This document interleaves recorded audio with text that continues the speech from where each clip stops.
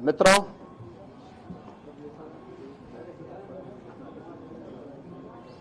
महाकुंभ का आयोजन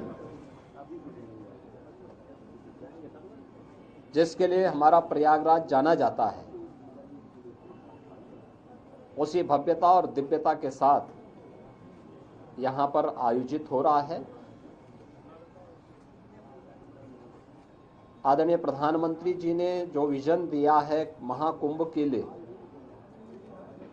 उसको स्थानीय स्तर पर लागू करने के लिए सभी लोग पूरी प्रतिबद्धता के साथ कार्य कर रहे हैं। और मैं आपको इस बात के लिए धन्यवाद दूंगा कि प्रयागराज की छवि को एक पॉजिटिव तरीके से महाकुंभ के बहाने आप लोगों ने प्रस्तुत करने का कार्य किया और उसको लगातार आगे बढ़ा रहे हैं। इस दौरान हमारे सामने पौष पूर्णिमा और मकर संक्रांति के जो मुख्य स्नान थे वे संपन्न हो चुके हैं और आगामी जो स्नान है, जिसमें मौनी अमावस्या का स्नान 29 जनवरी को और बसंत पंचमी का 3 फरवरी को, ये दो बड़े महास्नान हैं जो कुंभ की शोभा है, इस महाकुंभ की शोभा है। 7,000 से अधिक संस्थाएं अब तक यहाँ पर आ चुकी हैं और मेरा मानना है, आज मैंने पूरे महाकुंभ एरिया का सर्वे किया है। प्रातःकाल से हम लोग देख रहे हैं यहाँ पर जो लोग आज संगम तट पर स्नान करने वाले श्रद्धालुओं की संख्या और यहाँ पे रहने वाले कल्पवसंतों, कल्पवासियों और अन्य संस्थाओं से जुड़ी हुई पूरी संख्या को अगर हम देखेंगे तो यह बढ़ कर के लगभग 1 करोड़ से अधिक लोग आज के समय में यहाँ पर मौजूद हैं। यानी इतनी बड़ी संख्या, और उसके लिए पूरी तत्परता के साथ यहाँ पर सभी विभाग मिलकर के, केंद्र और राज्य सरकार के सभी विभाग मिलकर के पूरी प्रतिबद्धता के साथ लग करके उनकी सुविधा के लिए, उनकी सुरक्षा के लिए, भव्य दिव्य और डिजिटल कुंभ की परिकल्पना को साकार करने के लिए, उनकी आस्था को सम्मान देते हुए और आधुनिकता के साथ जोड़ने के लिए कार्य हो रहा है। आज इन्हीं सब मुद्दों पर बीच में यहाँ पर प्रदेश सरकार के वरिष्ठ अधिकारी, चीफ सेक्रेटरी, डीजीपी और अन्य अधिकारियों को भी हम लोगों ने भेजा था। आज एक बार हम लोगों ने फिर कितना कुछ और आगे बढ़े हैं।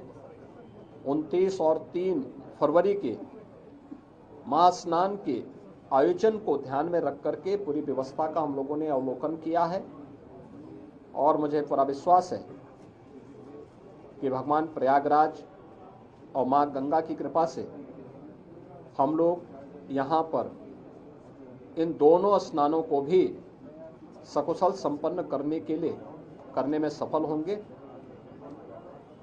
महाकुंभ में आदरणीय प्रधानमंत्री जी का, आदरणीय राष्ट्रपति जी का, आदरणीय उपराष्ट्रपति जी का कार्यक्रम भी प्रस्तावित है। बहुत शीघ्र उन तिथियों को केंद्रीय गृह मंत्री जी आदरणीय अमित शाह जी का भी कार्यक्रम प्रस्तावित है। अन्य महानुभावों के भी कार्यक्रम यहाँ पर लगातार चल रहे हैं। पूर्व राष्ट्रपति आदरणीय रामनाथ कोविंद जी इस समय महाकुंभ के आयोजन के साथ जुड़े हुए हैं। तमाम राज्यों के माननीय राज्यपालगण, माननीय मुख्यमंत्रीगण लगातार यहाँ आ रहे हैं। हमारे उच्चतम न्यायालय और उच्च न्यायालयों के माननीय न्यायमूर्तिगण भी और विभिन्न राज्यों से जुड़े हुए माननीय जनप्रतिनिधिगण भी लगातार यहाँ पर आकर के स्नान में भाग ले रहे हैं। लाखों की संख्या में संतों, कल्पवासियों की उपस्थिति वर्तमान में प्रयागराज में है। बड़ा भव्य और दिव्य आयोजन हो रहा है। अनेक धार्मिक अनुष्ठान हो रहे हैं और प्रयागराज की महिमा जिन कार्यों के लिए जानी जा रही है, माँ गंगा, माँ यमुना और माँ सरस्वती की इस त्रिवेणी में, वह सब कुछ आज यहाँ पर देखने को मिल रहा है। चाहे देशी हो या विदेशी, जो कोई भी संगम में स्नान कर रहा है अभिभूत होकर के जा रहा है। मुझे यानी मकर संक्रांति और पौष पूर्णिमा के दिन ये सौभाग्य हमें नहीं मिला कि हम लोग स्नान कर सकें, लेकिन क्योंकि हम लोगों ने अपने आप को ही प्रतिबंधित कर रखा था कि कोई भी यहाँ पर नहीं जाएगा। केवल सामान्य संतों और श्रद्धालुओं के लिए वो सुविधा थी। लेकिन जो भी आया उन्होंने आपके माध्यम से जो बातें कही, और खासतौर पर संतों और श्रद्धालुओं की तो उनकी आस्था को हम जान सकते थे। तमाम विदेशी भी इस अवसर पर संगम में स्नान करके बड़े अभिभूत थे।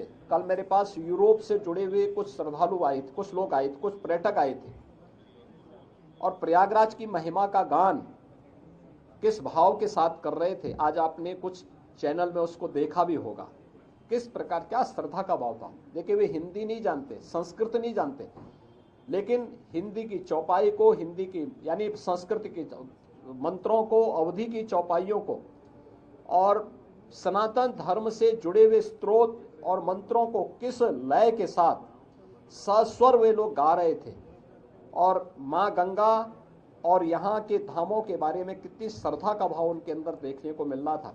यह विभूत करने वाला है, और यही तो आदरणीय प्रधानमंत्री जी का संदेश है।